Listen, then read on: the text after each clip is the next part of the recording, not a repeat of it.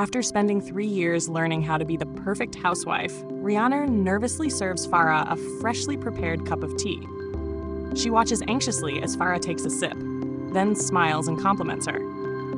Overwhelmed with relief, Rhiannon thanks her for all the guidance she's received. Suddenly, Mira bursts into the kitchen sobbing. She explains that Arrol is gone and that she found a letter on his bed. Rhiannon quickly reads it and learns that Arrol has left for the City of Magic without telling anyone beforehand, while Mira cries because it feels like her brother just vanished like someone who went to get milk and never came back. Rhiannon feels guilty, remembering that she once disappeared in a similar way. Farah hugs her tightly, warning her not to ever leave them like Arrol did. Rhiannon reassures her that she has no intention of running away, but before the emotions settle, Arrol casually strolls into the room, still sleepy, as if nothing dramatic just happened. Farah sighs, accepting that as long as her children are safe, everything will somehow work out. Meanwhile, Arrol is already traveling by carriage toward the City of Magic. He asks the driver how long the trip will take and learns they still have 3 days left. The driver asks why Arrol keeps moving between big cities, catching the attention of the other passengers. A few young passengers, who are also headed to the Magic Academy, start asking questions.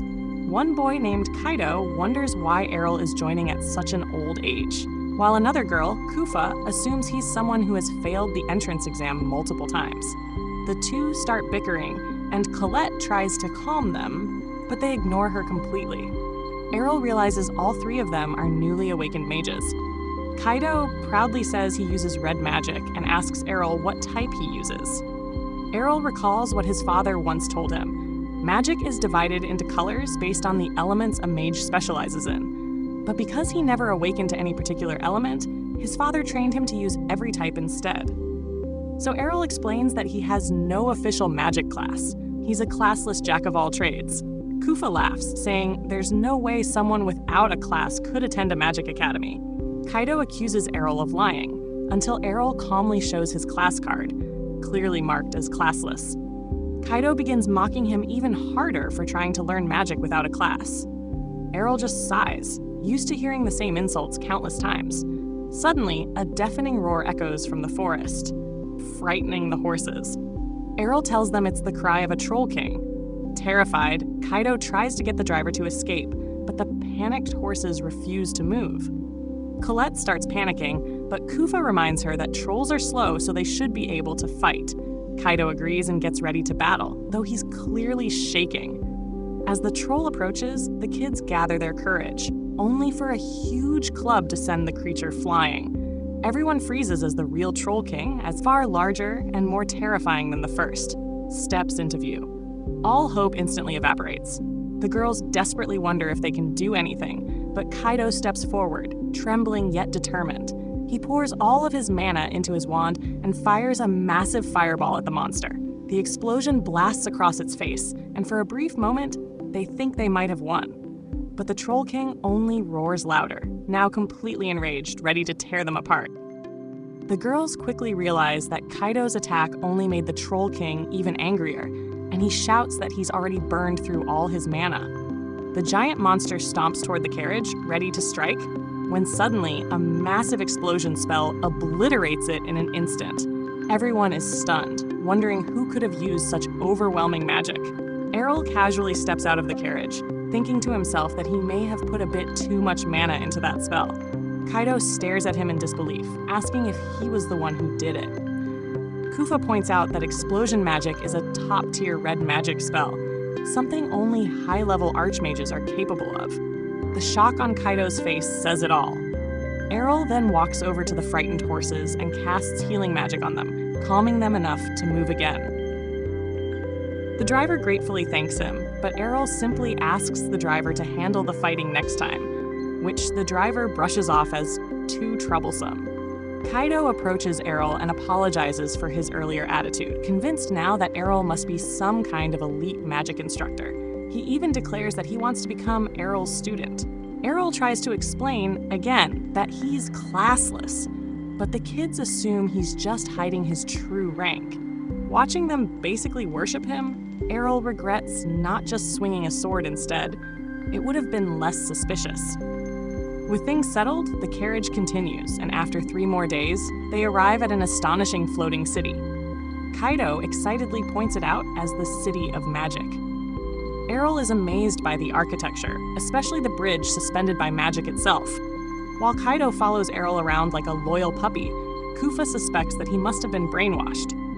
Arrol is tired of being misunderstood everywhere he goes. As they enter the city, Kaido asks if Arrol will join him in the Red Magic School, explaining that the academies are divided by magic color, since each element uses its own spell language and training style. Kufa plans to attend the Blue School, while Colette nervously prepares for the Green School. Arrol realizes he'll have to take another entrance exam and prays he doesn't face rejection like he did in the Sword City. After saying goodbye to the girls, Arrol and Kaido head to the Red School. When Arrol submits his application, the receptionist asks if his information is correct, which makes him assume he'll be rejected for being classless.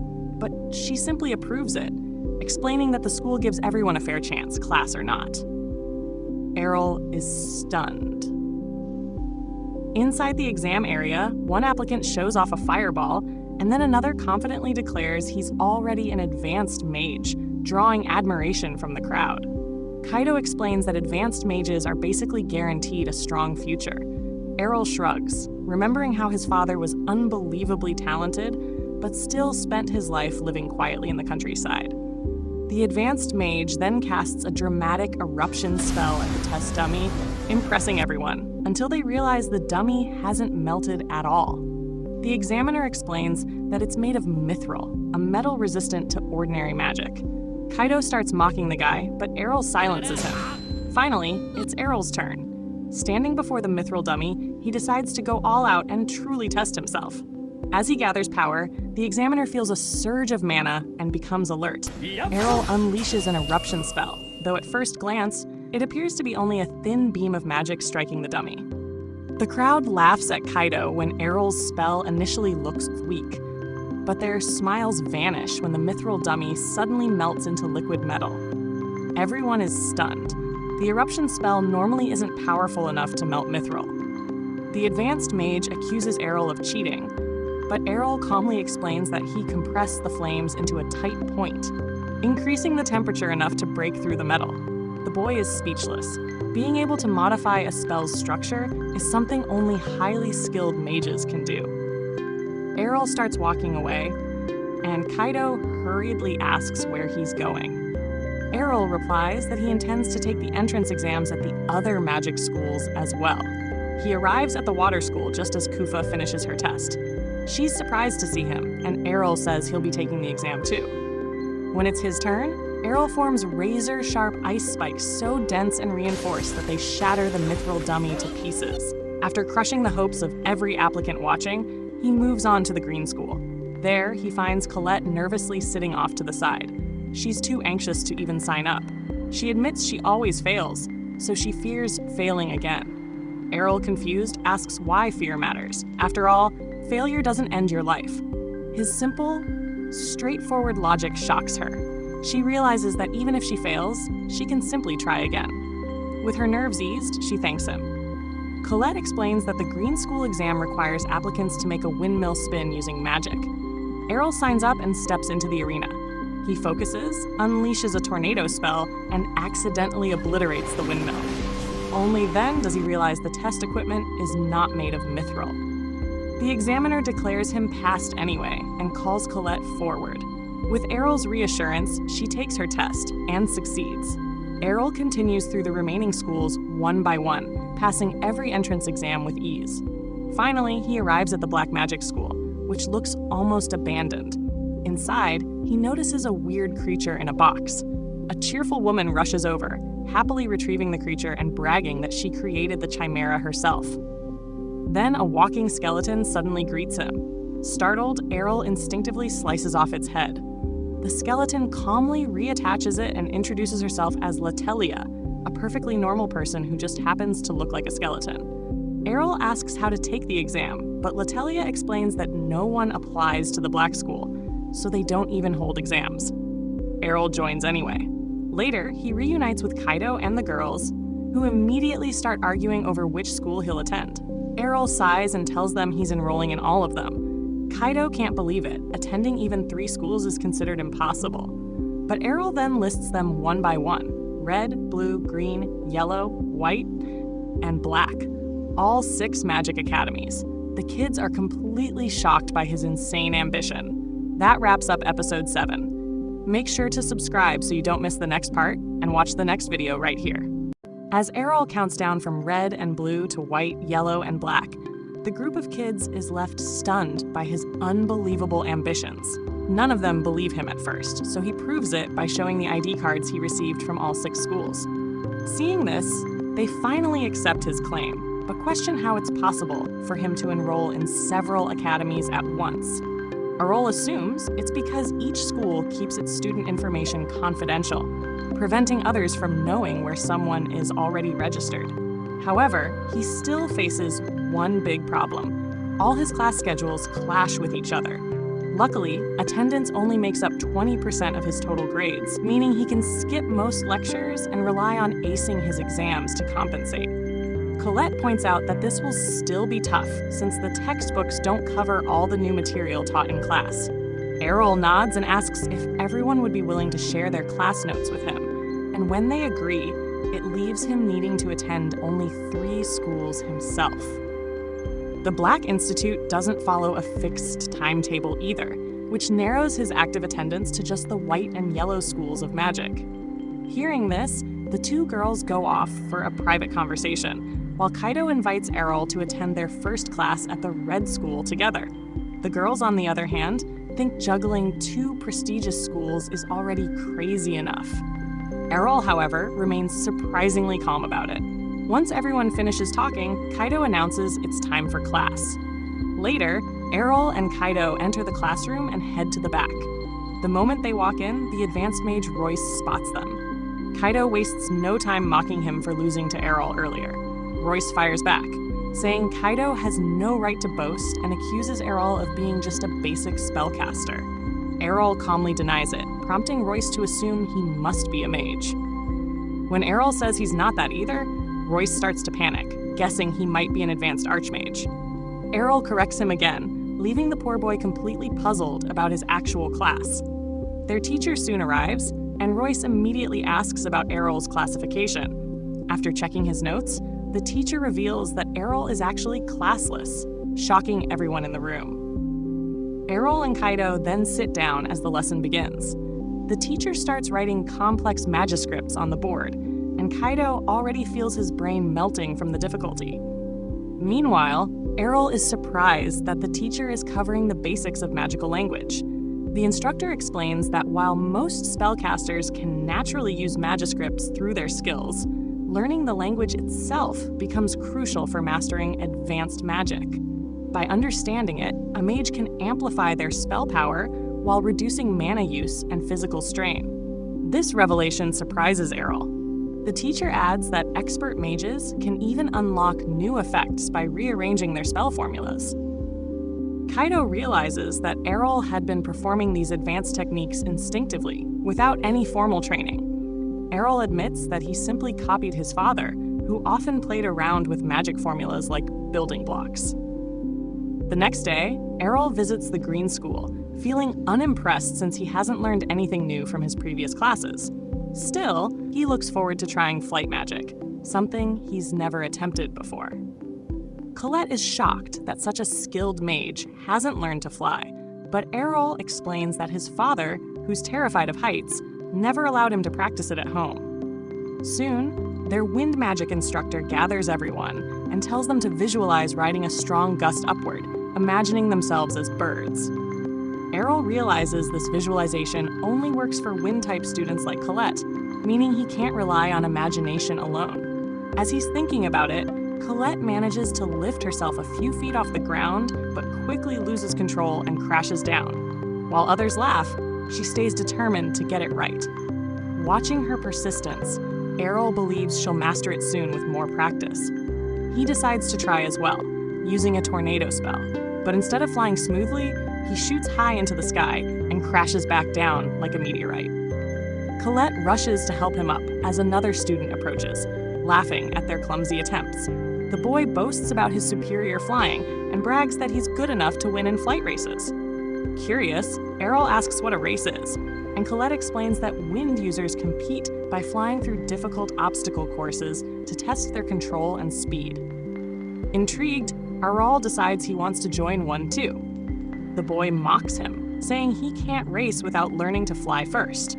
Arrol replies confidently that with practice, he'll get there.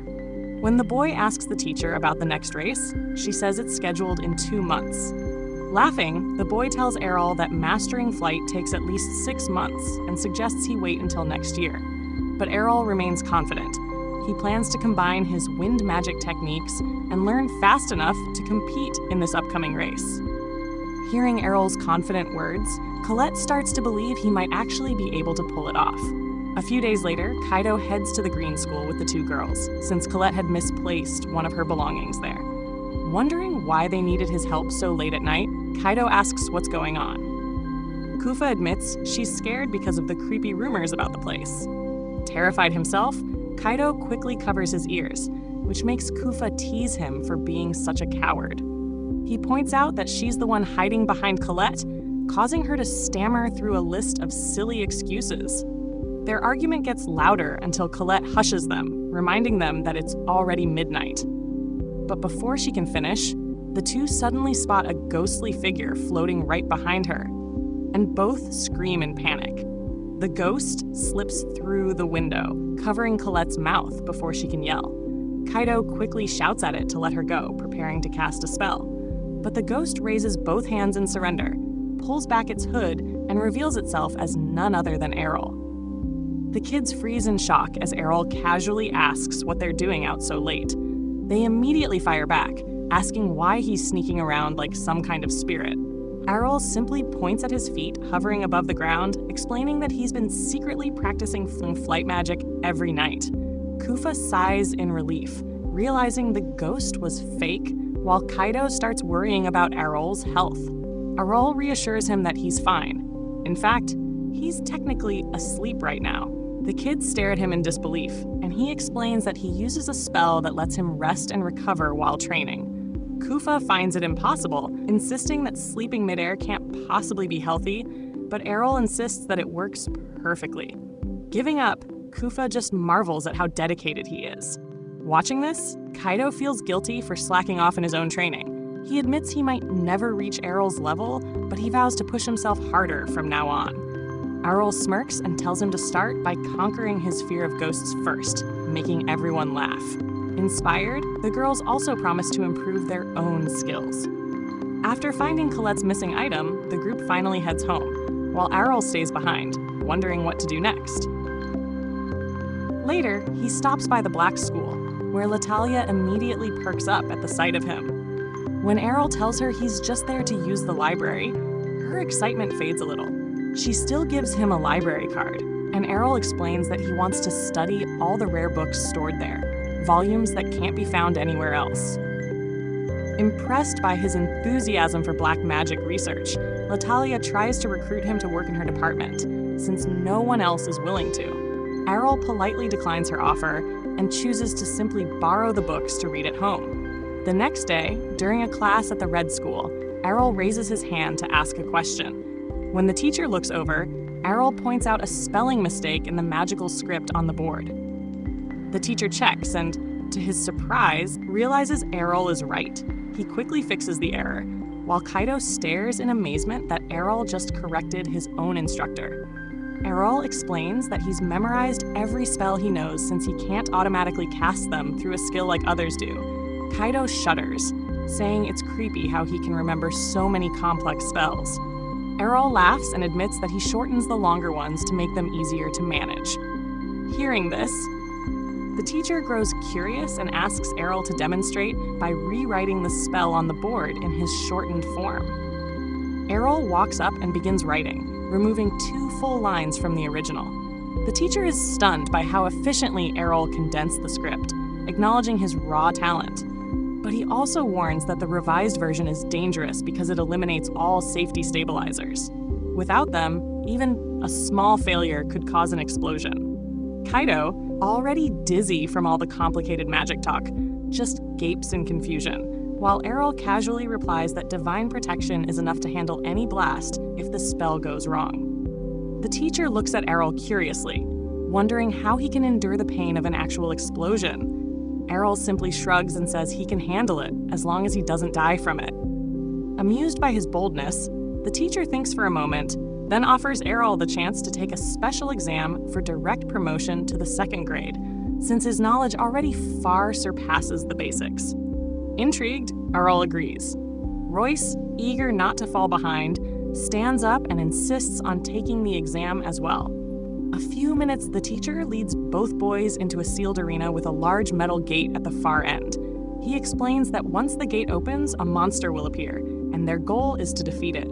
Arrol seems confident, believing it'll be an easy task, but the teacher warns them not to let the creature get too close. When asked who will go first, Royce volunteers to step up. The moment the gate opens, a large Minotaur beast emerges, its heavy steps shaking the ground. Royce starts to panic but quickly fires off his eruption spell. The attack, however, misses. The Minotaur is surprisingly fast and easily dodges the flames, continuing its charge toward him. Watching from behind, Arrol can tell that Royce has improved his spell's power significantly, but his accuracy still needs a lot of work. The monster closes the distance in seconds.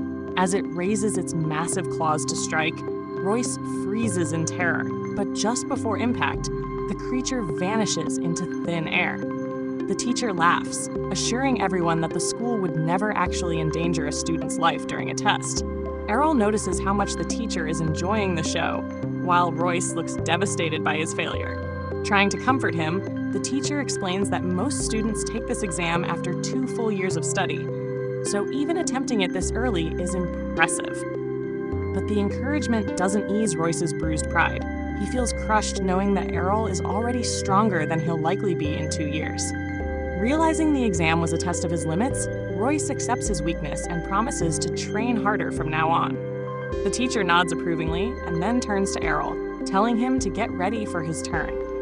Arrol descends into the arena as the teacher announces that he'll be facing the same type of monster. The gate creaks open again, but this time, the creature that steps out looks much larger and far more dangerous. Even the teacher looks confused. Moments later, another instructor rushes in, panicking. She explains that she accidentally released a high-level Minotaur meant for advanced students. Shock spreads across the room. Down in the arena, the massive Minotaur charges straight at Arrol. Calm and composed, he conjures 2 blazing fire spears in his hands, surprising everyone watching. Instructor Bacchus observes that while these smaller spears are weaker than the eruption spell, they're far more accurate for hitting moving targets. Arrol launches both spears, but the beast leaps high into the air to dodge them. The teacher mutters that this level of intelligence is typical for an advanced Minotaur, and fears it might even break through their teleportation barrier. Thinking Arrol might be in trouble, the teacher prepares to intervene, but Arrol waves him off, saying he's fine.